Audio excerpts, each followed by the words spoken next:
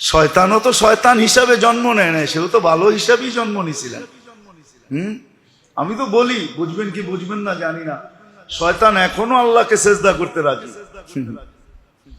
এখনো আল্লাহকে সেজদা করার ব্যাপারে তার কোনো বিরোধ ছিল না। সে তো 1,85,000 বছর আল্লাহকে সেজদা করছে, এক শিখরে উঠছে, শিখরে, উচ্চ শিখর। কতটুকু উচ্চতা! এক এক আকাশে এক একটা বিশেষ নামে তাকে ডাকা হতো।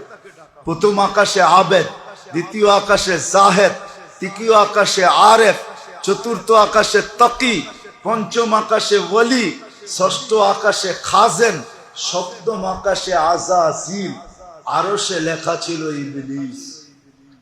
কেননা শেষ পরিণামের ব্যাপারে সে উদাসীন ছিল। সে ভাবছে আমি তো উঠা গেছি, আর আমাকে নিচে ফালায় তো ফালায় কে? এই উদাসীনতা তাকে খায়া ফেলছে। এই জন্য কিতাবে সত্য মিথ্যা জানি না পাওয়া যায়। মুসা আলাইহিস সালামকে জিজ্ঞাসা করছিল যে আমি তওবা করতে চাই, আল্লাহকে জিজ্ঞাসা করো আমার জন্য কোনো রাস্তা আছে কিনা। জিজ্ঞাসা করছে, আল্লাহ বলছে হ্যাঁ বলো, আদমের কবরে যে সেজদা করতে মাফ করে দেব। কবরের ঠিকানাও দিয়া দিছেন। তো যখন বলছে জীবিত যখন ছিল তখনই সেজদা করি না, এখন তো মারা গেছে, এখন আর কি করব? ওই আগেরটাই। সে তো আল্লাহর একটা হুকুম ছাড়ছে, এক সেজদা ছাড়ছে। 24 ঘন্টায় 5 ওয়াক্ত নামাজে কয়টা সেজদা? 32 রাকাত নামাজ সুন্নতে মুআক্কাদা সহ। আপনি কি কোনোদিন ভাবছেন যে আমি ডেইলি 64টা সেজদা ছাড়তেছি? তারপরে তো আল্লাহ অক্সিজেন দিতেছে, তারপরে তো আল্লাহ পালতেছে, তারপরে তো আল্লাহ চালাইতেছে। গার বেকা করে চলি, সিনা টান করে চলি, জমিন সারাদিন বলে ইয়ামশি আলা যাহরি মারহা। আল্লাহ দেখেন না আমার বুক কিভাবে ফাটায় চলে? একটু দেখেন না। আপনাকে মাইনা যদি চলতো তাহলে তো মনকে বুঝাইতে পারতাম। ও তো 24 ঘন্টা একবার সেজদা করে না, একবার মসজিদে আসে না।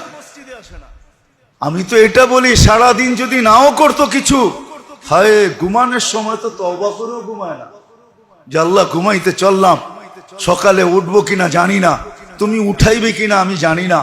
কেননা কিতাব তো আমার কাছে না, কিতাব তো তোমার কাছে। তুমি উঠাবে কি উঠাবে না জানি না। আল্লাহ আমি তওবা করে ঘুমাইলাম। এই তওবাটা তো করে ঘুমায় কয়জন? কি হাত উঠাইতে পারবেন যে ডেলি আমি ঘুমানোর সময় তওবা করে ঘুমাই? হাদিসও তো আছে, আস্তাগফিরুল্লাহ আল আযীম, আস্তাগফিরুল্লাহ রাব্বি মিন কুল্লি যামবি ওয়া আতুবু ইলাইহি। যে পড়া ঘুমাইলো আস্তাগফিরুল্লাহ আল্লাযী লা ইলাহা ইল্লা হুয়াল হাইয়ুল কাইয়্যুম, যে 3 বার পড়া ঘুমাইলো, সমুদ্রের ফেনার পরিমাণও যদি গুনাহ হয়, গাছের পাতা পরিমাণও যদি গুনাহ হয়, সমুদ্রের মরুভূমির বালুর কণা পরিমাণও যদি গুনাহ হয়, আল্লাহ বলে আমি মাফ করে দিব। এটা শিখা পড়েও তো কেউ ঘুমায় না। কয়জন ঘুমান? হাত উঠায় বলেন তো আমাকে। তো মেরে দোস্ত আসেন, জীবনের বরফ গলে যেতেছে। আমি জানি না কত তাড়াতাড়ি গলতেছে।